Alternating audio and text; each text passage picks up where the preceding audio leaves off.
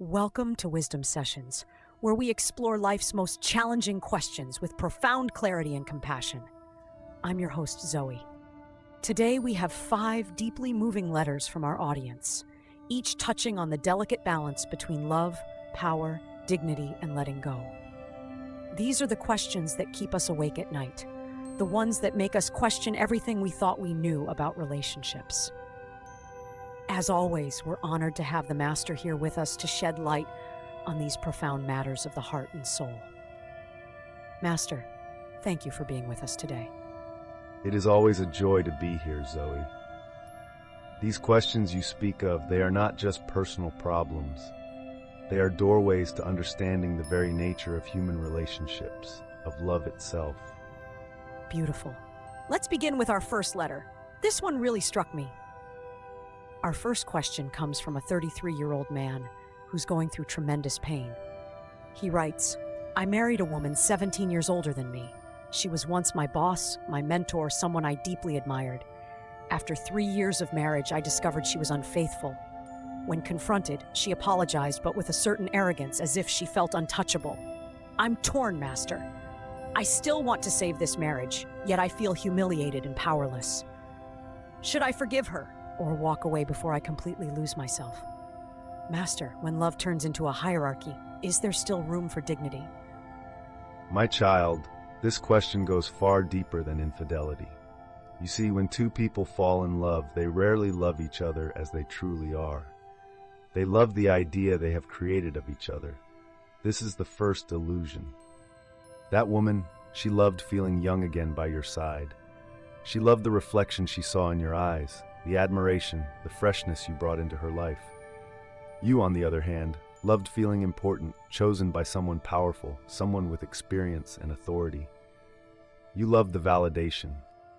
But both of these images, both of these loves, they were illusions. They were not rooted in reality. They were projections, fantasies.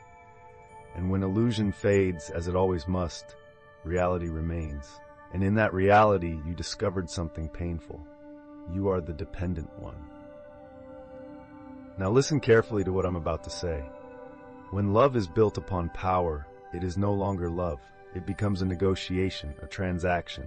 One person offers age, money, experience, stability. The other offers youth, freshness, innocence, energy. This is not love. This is a deal, an exchange. And like all deals, when one side loses its bargaining chip, the contract collapses. It's not evil. It's not even conscious most of the time. It's simply the mechanics of unconscious relationships. You see, true love cannot exist where one person stands above the other. You can love someone older, wiser, more experienced, yes, but you cannot survive forever as the one being granted love, as the one receiving it from above like a gift from someone superior. When respect disappears, when equality vanishes, the relationship transforms into a contract. And every contract has an expiration date. This is why you feel humiliated, not just because of the infidelity itself, but because the power imbalance has been exposed. You realize now that you were never standing on equal ground. That distinction between love and negotiation is so powerful. It makes me think about how many relationships are built on these unconscious transactions. Our next letter comes from the same man, and I think it reveals something many of us struggle with. He continues, Master, I still can't let go.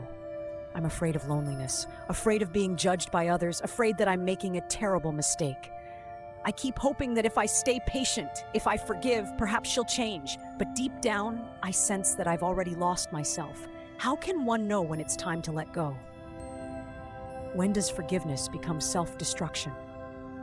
This is where the real work begins. You see, letting go doesn't mean denying that love existed. It doesn't mean rejecting what was.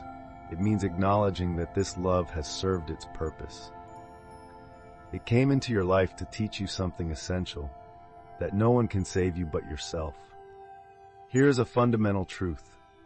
A person can only be betrayed if they have placed their entire worth in another person's hands.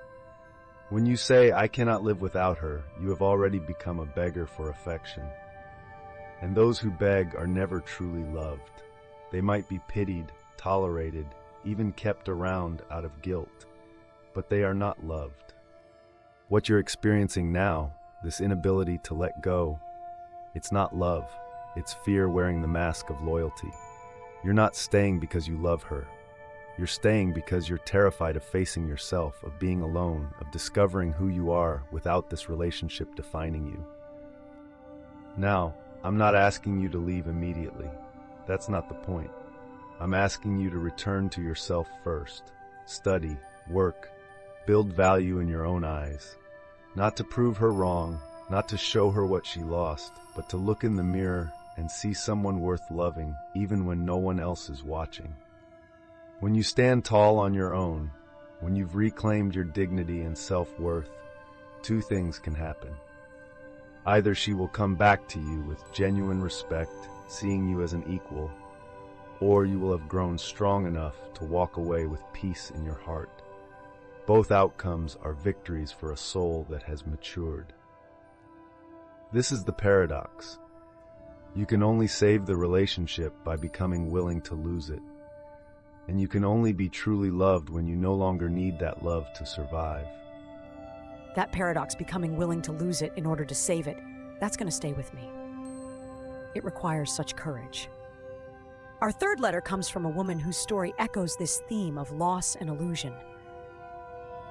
This is from a 50-year-old woman. She writes, "Master, after 20 years of marriage, my husband took all my money and left me for another woman.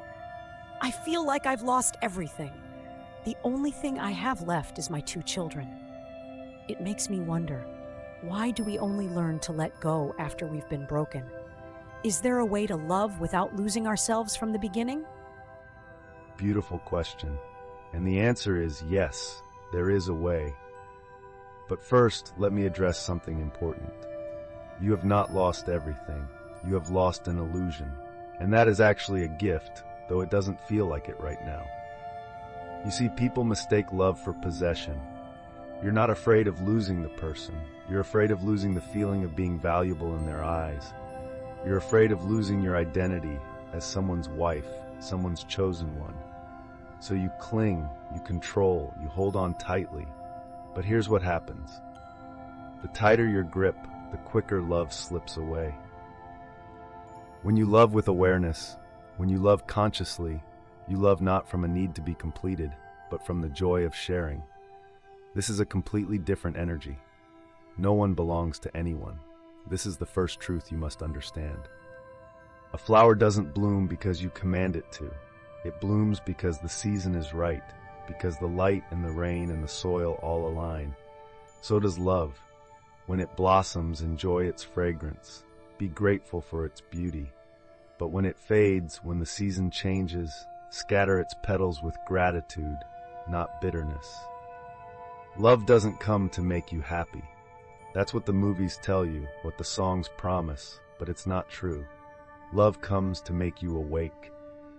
It comes to show you where you're asleep, where you're unconscious, where you're carrying wounds and fears. Only when you understand this can you love without pain. So yes, you can love without losing yourself, but it requires awareness from the beginning. It requires you to remain rooted in yourself even as you open to another. Never give away the center of your being. Share it, yes, but never abandon it. The idea that love comes to make us awake, not happy, that shifts everything. It changes the entire purpose of relationships. Our fourth letter touches on a different kind of love, but the theme of giving and losing oneself continues. This one comes from a 70-year-old grandmother. She writes, "Master, I raised 3 orphaned grandchildren. I gave them everything I had. I even divided my land among them while I was still alive, thinking it would secure their love and care. But now they argue with each other. They avoid caring for me, and they treat me like a burden. I wonder if I gave too early, if that's why they no longer need me. How can we give love without being exploited? How do we know when compassion becomes foolishness?" This is one of the most painful lessons in life. Blind compassion, compassion without wisdom, it turns kind people into sufferers. Let me explain what happened here. When you give everything without keeping anything for yourself, others forget the worth of what you're giving. They take it for granted. It's like a well that gives water endlessly. If the rain never returns, if nothing replenishes the well, it will run dry. And when it's dry, people don't honor it. They simply look for another well. Those who truly love, those who love wisely, they do not give away everything. They keep enough to sustain their own roots, not out of selfishness, but so that love itself can continue to grow. You see, you cannot pour from an empty cup. You cannot give light if your own flame has been extinguished. Here's what you needed to do differently. Teach gratitude by not allowing others to take goodness for granted. Give, yes, but give in a way that maintains their awareness of the gift. When everything comes too easily, when there's no effort required, no reciprocity expected, people stop valuing it. Love is complete only when it contains wisdom. Wisdom says, I love you, but I cannot live your life for you. I will support you, but you must learn to stand on your own feet. I will give, but not to the point where I destroy myself, because if I'm destroyed, my love dies too. This is not cruelty. This is true compassion. Compassion that nurtures growth, not dependency. Compassion that empowers, not cripples. Remember this, the greatest gift you can give someone is not to do everything for them, but to help them discover they can do it themselves. That distinction between blind compassion and wise compassion, it's so important. We think being loving means giving everything, but sometimes that actually harms both people. Our final question today is shorter, but touches on something many people wonder about. This comes from a young woman who recently got married.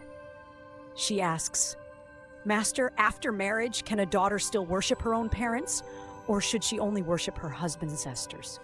This question might sound simple, but it touches something deeper about family, tradition, and spiritual balance.